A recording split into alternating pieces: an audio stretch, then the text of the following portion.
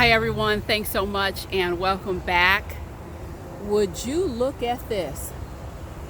I'm telling you, what a beautiful sight to behold.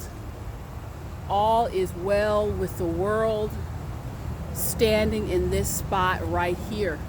Come on guys, let's start our walk. So first I want to say happy anniversary. Happy anniversary to us. Happy anniversary to us. The channel is 9 years old. The channel is 9 years old today, and I could not be more thrilled. Listen, I've loved every minute of it. I've loved every minute of it. Making this content, these videos for you guys, is one of the best parts of my life. And it really just started quite naturally. And it's just grown into something beautiful. So I'm not celebrating by myself. I say happy anniversary to us. So today's topic, I credit Peter. Hi, Peter. Peter is a loyal subscriber, and he's actually given me quite a few ideas for my content. You guys, I have videos, ideas in queue. But to be honest with you, some of your ideas, quite frankly, are better than mine. So keep them coming. And so our topic today is, what do you do when they won't meditate or medicate? Let's face it, there are people who have problems. They won't deal with them, so they become your problems. I want to tackle this head on. When I started this channel 9 years ago, I made a commitment to myself, and I made a commitment to all of you that I would not dishonor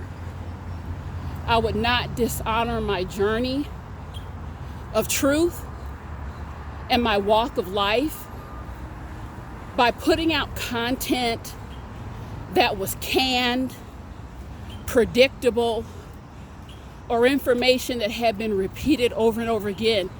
This is original content. Comes from my heart to yours. It is based on 22 years of practice, 22 years of sitting with individuals, groups, and private and public spaces. I'm reporting out to make a difference in your life. So what do you do when someone will not meditate or medicate and they're making their problems your problems? They won't deal with themselves. Had a woman, beautiful lady, reached out and she said, Sheila, let me go back to that sign. Slippery when wet. Very appropriate for the topic today. Slippery when wet. She said, Sheila, my husband, love him dearly. It was love at first sight.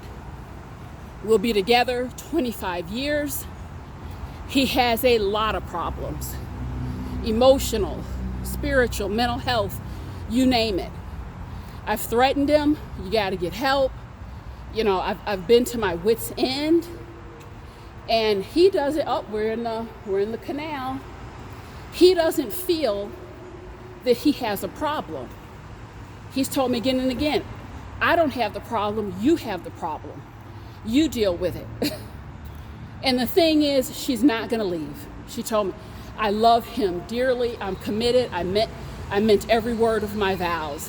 I'm not judging her. I think this man is lucky. He really found a keeper. He found someone loyal and lovely to stand by him. Isn't that what we're all looking for?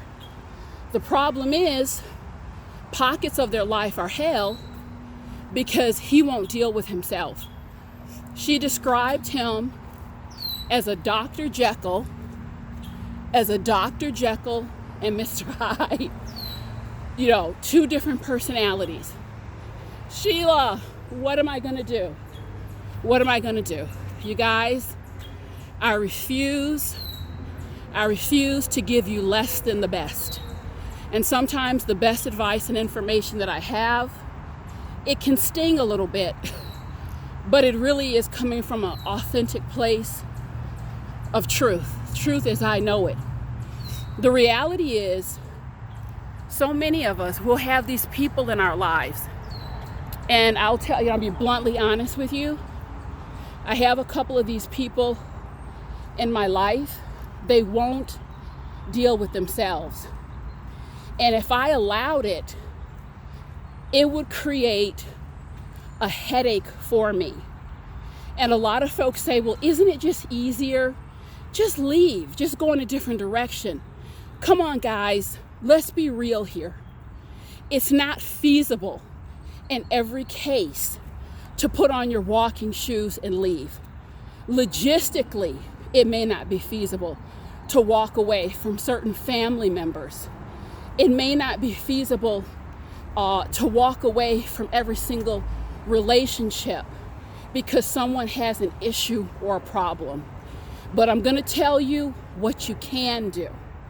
This is what you can do.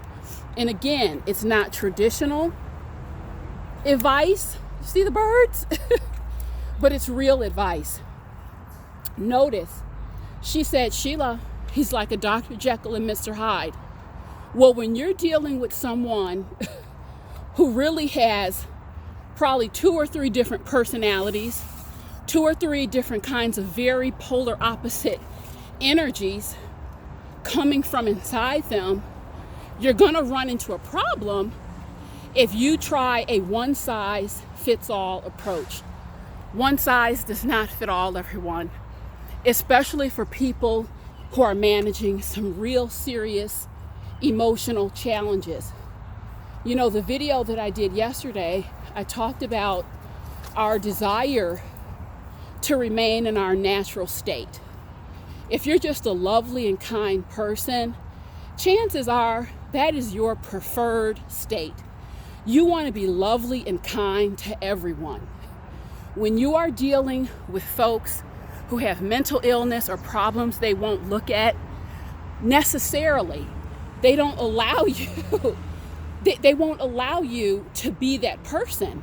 And if you insist on, you know what, I'm just going to be lovely and kind, you're going to get run over, period. So when you are dealing with a Jekyll and Hyde energy, you have to ask yourself, and if you want to stay, and some people are going to stay, whether you like it or not, some people are going to stay. Like I said, I have a couple people that I know logistically it would just be too much trouble to terminate those relationships. So the same advice that I'm giving you is the advice that I apply to these circumstances. And I'm on cruise control, literally. So you have to ask yourself, who am I allowed to become? Who do I need to become in order to coexist with this Jekyll and Hyde? Who do I need to become? When their version of Jekyll and Hyde, when you're met with the nice version, the calm version, the sweet version, that's fine. You can meet them, calm, sweet, what have you.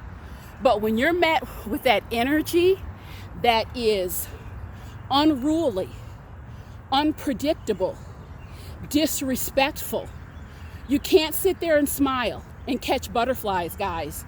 You have to decide, what are the boundaries that I need to put in place? What do I need to do to protect myself in those moments? One of the things that I told this lady who came for advice, I said, you're frustrated because you feel like as long as I'm being nice, everything is going to be okay. He doesn't respond to that. So when he starts his shenanigans, how about this?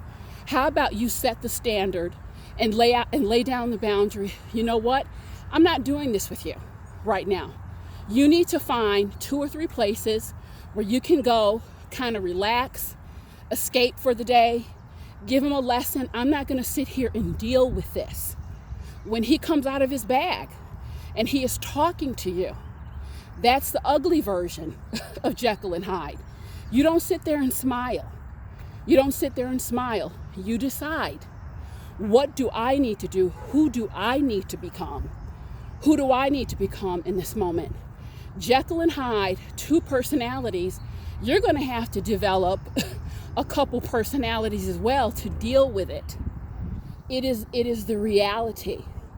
If you are to stay, if you are to thrive and survive, there are all different ways to adjust.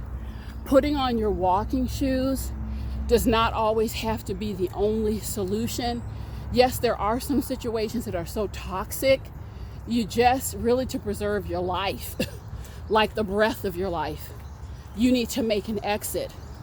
But if that's just not the route you want to go, literally, folks, they're meeting you with 2 or 3 different personalities because they won't deal with themselves. They may be sweet, they may be lovable in one moment, and that's fine. But that's not the problem area. So you have to decide how you're going to shape shift and morph, and what boundaries you need to put in place to develop other aspects of your personality to manage that energy. So this is something to think about. I'm encouraging you, put on your walking shoes today. Get out here in nature. It is healing. It is refreshing. I have enjoyed walking with you, and I'll catch up with you soon.